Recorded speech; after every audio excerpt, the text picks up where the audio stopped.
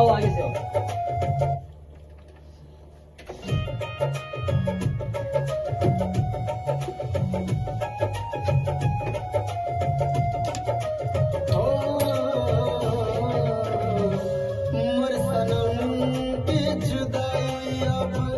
Out जा रहा है, आउट जा रहा है, ऐसे नहीं है।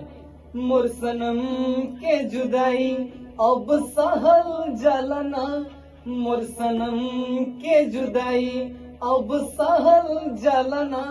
ए राम जी हो जब दिल में बनैला ओह में रहे वाला ना, खाली दिल में बनैला ओह में रहे वाला ना। आओ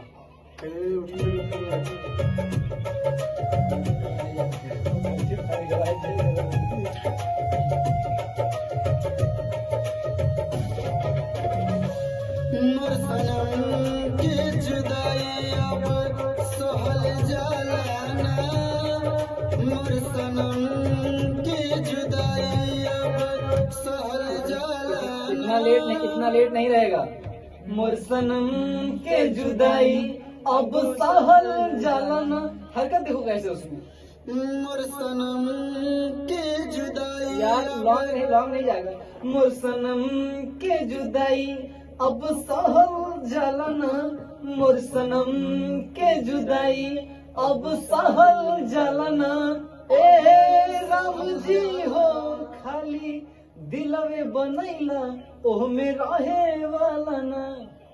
हरकत लेकर गया क्या हुआ? देख रहे चलिए हरकत के साथ बनाएंगे तो अच्छा लगेगा।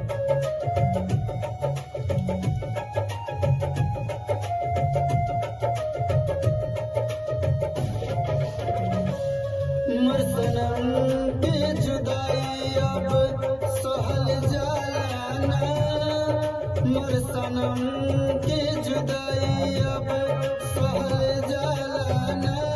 हे राम जी हो खाली दिल में बनला ओह में रहे वाला ना। यार जो मतलब उसका धुन है लेना चाहिए हमारा। अब सब नए धुन से गावा है वही म्यूजिक आओ अपने गावा। आओ आओ। और एक बार बनाओ।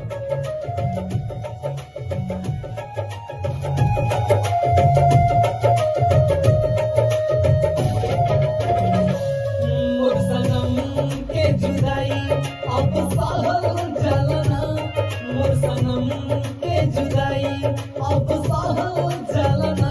ए राम जी हो खाली दिल में बनैला ओह में रहे वाला ना, खाली दिल में बनैला ओह में रहे वाला ना। मोर सनम के जुदाई अब सहल जलना। ए राम जी हो खाली दिल में बनैला ओह में रहे वाला ना, खाली दिल में बनैला ओह में रहे वाला ना। हाँ? अब मतलब गाय भैया अपने गाय के क्या हुआ? अच्छा नहीं गा रहा है। हम गाय के पास फीलिंग ये ना आता जी हमें। अच्छा देखो गड़बड़ गाय है। ना ही गड़बड़ ना गाय अपने बढ़िया गाय हो। ठीक है अपना गाय अरे लड़वा हम गावे शहर से वो ना उठत बा हमारे फीलिंग ये ना आवत है गाय गाय। गाड़ी वाला कोनो गाना है तो गाई जाए रोए वाला वाला नहीं है। एक टर्न है रुका है निकाल देता नहीं